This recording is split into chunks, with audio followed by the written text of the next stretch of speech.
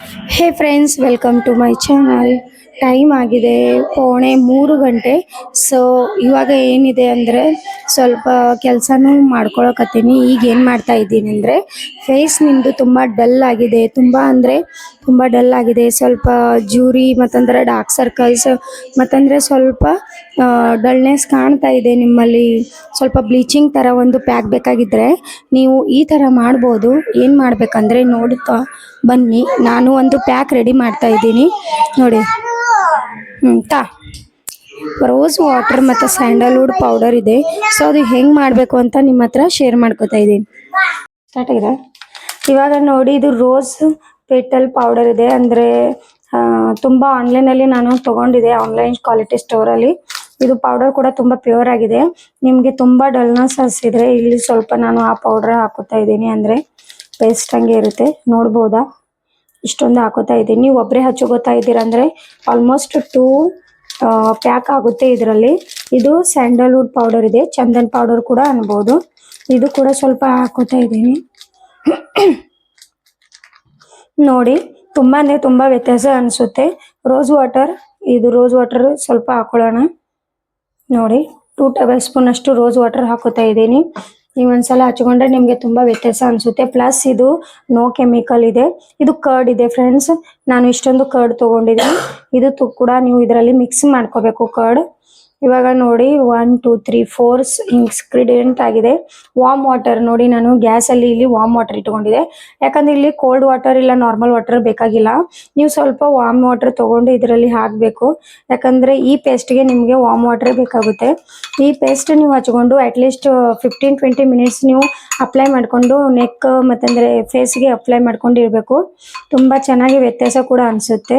So ನಿಮಗೆ ಹೆಂಗೆ ಅನಿಸ್ತು ಅಂತ ಖಂಡಿತ ಕಮೆಂಟ್ ಮಾಡಿ, ಮತ್ತು ಸಬ್ಸ್ಕ್ರೈಬ್ ಕೂಡ ಮಾಡಿ. ವಿಡಿಯೋ ಅಲ್ಲಿ ನಿಮಗೆ ತುಂಬ ಡಾರ್ಕ್ ಸರ್ಕಲ್ ಮತ್ತಂದರೆ ಟ್ಯಾನ್ ಆಗಿದೆ, ಎಲ್ಲ ಸ್ಕಿನ್ ಪ್ರಾಬ್ಲಮ್ ಏನೇನೋ ಇರುತ್ತಲ್ಲ ಅದು ಎಲ್ಲ ಸೊಲ್ಯೂಷನ್ ಆಗುತ್ತೆ ಈ ಥರ. ಈ ಪೇಸ್ಟನ್ನು ನೀವು ಮಾಡಿದ್ಮೇಲೆ ಅಟ್ಲೀಸ್ಟ್ ಒಂದು 5 ಮಿನಿಟ್ಸ್ ರೆಸ್ಟಲ್ಲಿ ಇಡಬೇಕು. ಯಾಕಂದರೆ ಈ ಎಲ್ಲನೂ ಮಿಕ್ಸ್ಚರ್ ಚೆನ್ನಾಗಿ ಕನಿಸುತ್ತೆ. ಆಮೇಲೆ 5 ಮಿನಿಟ್ಸ್ ಆದಮೇಲೆ ನೀವು ನಿಮ್ಮ ಫೇಸಿಗೆ ಅಪ್ಲೈ ಮಾಡ್ಕೊಳ್ಳಿ ನೋಡಿ. ಇವಾಗ ಈ 5 ಮಿನಿಟ್ಸ್ ರೆಸ್ಟಿಗೆ ಇಡ್ತಾ ಇದ್ದೀನಿ. ಆಮೇಲೆ ನಿಮಗೆ ಅಪ್ಲೈ ಮಾಡೋಕ್ಕೂ ತೋರಿಸ್ತೀನಿ ಎಷ್ಟೊಂದು ವ್ಯತ್ಯಾಸ ಕಾಣಿಸಿದೆ ಅಂತ. ಸೊ ಫ್ರೆಂಡ್ಸ್ ಇವಾಗ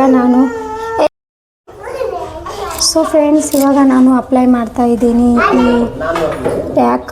ಸೊ ನೋಡ್ಬೋದಾ, ಈ ಪ್ಯಾಕನ್ನು ನಾನು ನನ್ನ ಫೇಸಿಗೆ ಅಪ್ಲೈ ಮಾಡ್ತಾ ಇದ್ದೀನಿ. ಅದು ಇವಾಗ ಸ್ಟ್ರಕ್ಚರ್ ನೋಡಿ, ಮತ್ತು ಅಪ್ಲೈ ಮಾಡಿದ್ಮೇಲೆ ಹೆಂಗಿರುತ್ತೆ ಅಂತ ನೋಡಿ. ಇವಾಗ ನೋಡಿ, ಈ ಫೇಸ್ ಪ್ಯಾಕನ್ನು ನನ್ನ ಫೇಸಿಗೆ ಹಚ್ಕೋತಾ ಇದ್ದೀನಿ. ನೋಡಬೇಡ ಮಾಡು. ಇವಾಗ ನೋಡಿ, ನಾನು ಈ ಫೇಸ್ ಪ್ಯಾಕನ್ನು ನನ್ನ ಫೇಸಿಗೆ ಅಪ್ಲೈ ಮಾಡ್ತಾ ಇದ್ದೀನಿ. ಬಿಫೋರ್ ಆಫ್ಟರ್ ನೀವು ವ್ಯತ್ಯಾಸ ನೋಡ್ಬೋದು ಎಷ್ಟು ಚೆನ್ನಾಗಿರುತ್ತೆ. ನೀವು ವೀಕ್ಲಿ ಇಲ್ಲ ಅಂದ್ರೆ ಮಂತ್ಲಿ ಈ ಫೇಸನ್ನು ನಿಮ್ಮ ಫೇಸಿಗೆ ಅಪ್ಲೈ ಮಾಡ್ಬೋದು. ಇದೊಂದು ಫೇಸ್ ಪ್ಯಾಕ್ ಇಲ್ಲ ಅಂದ್ರೆ ಅನ್ಬೋದು. ಸೊ ಇವಾಗ ಏನಿದೆ ಅಂದರೆ ಈ ಫೇಸ್ ಪ್ಯಾಕನ್ನು ನೀವು ಹಚ್ಕೊಂಡ್ರೆ ಏನು ಲಾಭ ಅಂತ ನಾನು ಮುಂಚೆನೇ ಹೇಳಿದ್ದೀನಿ. ಪ್ಲಸ್ ಇದು ಹೆಂಗೆ ಮಾಡಬೇಕು ಅಂತ ಕೂಡ ಹೇಳಿದ್ದೀನಿ, ನೋಡ್ಬೋದಾ?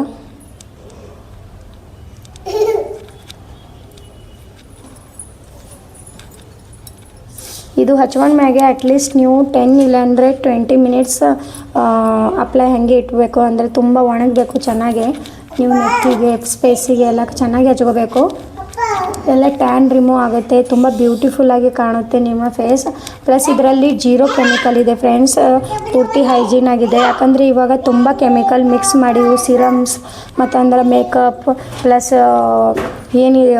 ಸ್ಕಿನ್ ಟೋನ್ದಲ್ಲಿ ತುಂಬ ಕೆಮಿಕಲ್ ಯೂಸ್ ಮಾಡ್ತಾ ಇದ್ದಾರೆ. ಯಾವುದು ನೀವು ಫೇಸ್ ಪ್ಯಾಕ್ ಇಲ್ಲಾಂದ್ರೆ ಫೇಸ್ ಇದು ಮಾಡ್ತಾ ಇದ್ದೀರಾ ಅಂದರೆ ತುಂಬ ಹೈಜೆನಿಕ್ ಇರೋದಿಲ್ಲ. ಇವಾಗ ತುಂಬ ಕೆಮಿಕಲ್ ಮಿಕ್ಸ್ ಮಾಡಿ ಬೇಗನೆ ನಿಮಗೆ ರಿಸಲ್ಟ್ ಬರೋ ಅಂಥ ಪ್ರಾಡಕ್ಟ್ ಸಿಗ್ತಾ ಇದ್ದಾವೆ. ಸೊ ಆ ಥರ ಬೇಗ ರಿಸಲ್ಟ್ ಬರೋ ಪ್ರಾಡಕ್ಟ್ ತುಂಬಾ ಹಾರ್ಮ್ಫುಲ್ ಇರ್ತವೆ. ಸೊ ಈ ಥರ ನೀವು ಯೂಸ್ ಮಾಡಿದ್ರೆ ತುಂಬ ಚೆನ್ನಾಗಿರುತ್ತೆ, ನೋಡ್ಬೋದಾ? ಇವಾಗ ನಾನು ಫೇಸಲ್ಲಿ ಚೆನ್ನಾಗಿ ಅಪ್ಲೈ ಮಾಡ್ಕೊಂಡಿದ್ದೀನಿ. ಅಟ್ಲೀಸ್ಟ್ 10 ಇಲ್ಲ 20 ಮಿನಿಟ್ಸ್ ನಾನು ನೋಡ್ತೀನಿ, ಆಮೇಲೆ ಫೇಸ್ ವಾಶ್ ಮಾಡ್ಕೊತೀನಿ. ಸೊ ಇವಾಗ ನೋಡ್ಬೋದು ಪೂರ್ತಿಯಾಗಿ ಒಣಗಿದೆ. ಫೇಸ್ ವಾಶ್ ಮಾಡ್ಕೊಂಡು ಬರ್ತೀನಿ ಫ್ರೆಂಡ್ಸ್. ನೋಡ್ಬೋದಾ ಫ್ರೆಂಡ್ಸ್ ಎಷ್ಟೊಂದು ಗ್ಲೋಯಿಂಗ್ ಮತ್ತಂದ್ರೆ ತುಂಬಾ ಕ್ಲಿಯರ್ ಕಾಣ್ತಾ ಇದೆ. ಫೇಸ್ ತುಂಬಾ ಮತ್ತೆ ತುಂಬಾ ನ್ಯಾಚುರಲ್ ಗ್ಲೋ ಇದೆ.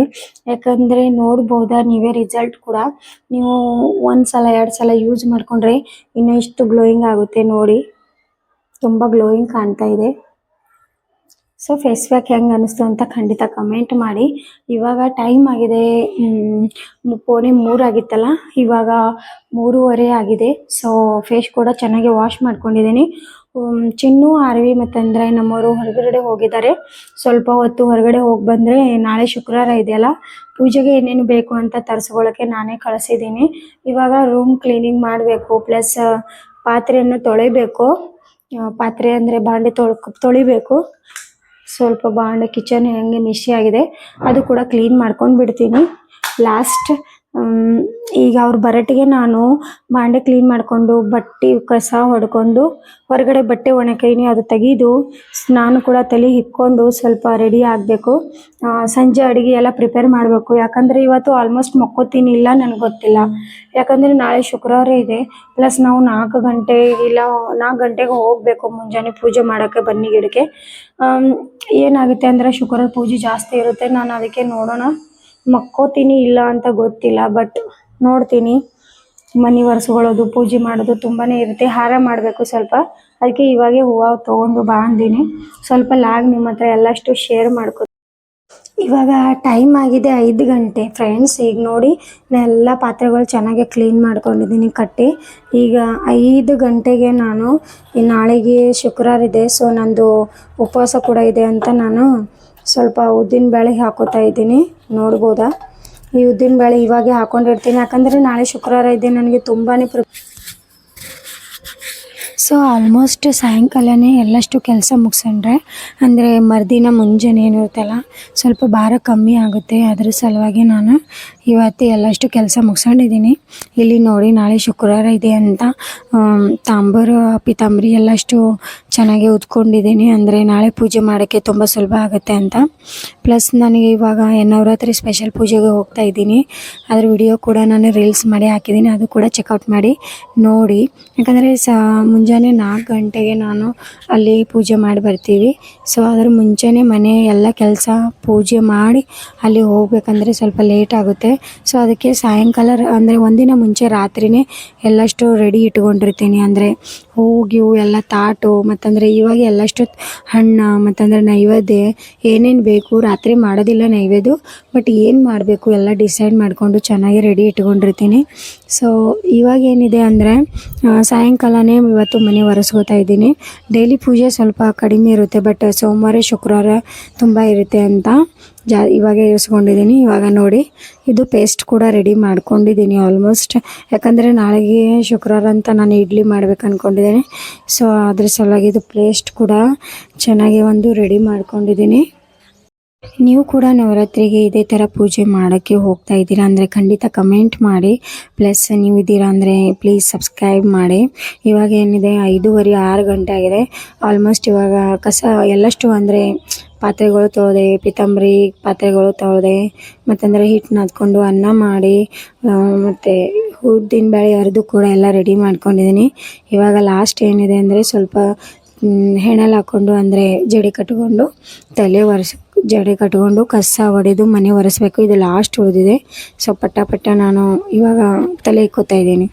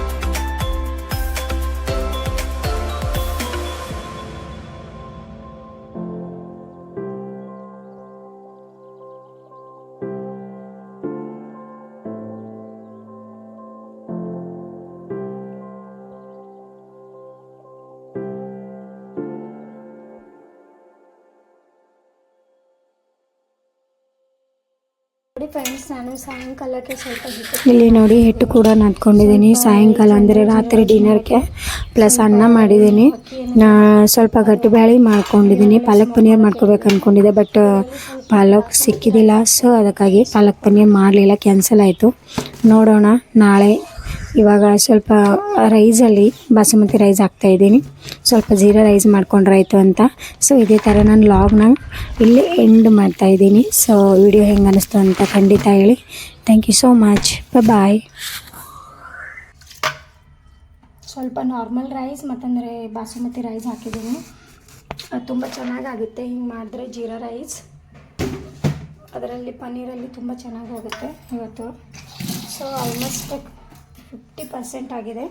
ಇವಾಗ ಏನಿದೆಲ್ಲ ನೆಲ ಒರೆಸ್ಕೊಂಡ್ಬಿಡ್ತೀನಿ. ನೋಡಿ ತುಂಬ ಚೆನ್ನಾಗಿ ಕ್ಲೀನ್ ಕೂಡ ಮಾಡಿದ್ದೀನಿ. ಇದು RV ಟೈವಲ್ಲಿದೆ, ತೆಗಿಬೇಕು. ನೋಡ್ಬೋದು ಎಲ್ಲ ಆಗಿದೆ ಆಲ್ಮೋಸ್ಟ್. ಇವಾಗ ಸ್ವಲ್ಪ ಮನೆ ಒರೆಸ್ಕೊಂಡು ಬಿಡ್ತೀನಿ. ಮನೆ ಒರೆಸ್ಕೊಂಡು ಫೇಸ್ ವಾಶ್ ಮಾಡ್ಕೊಂಡ್ಬಿಡ್ತೀನಿ.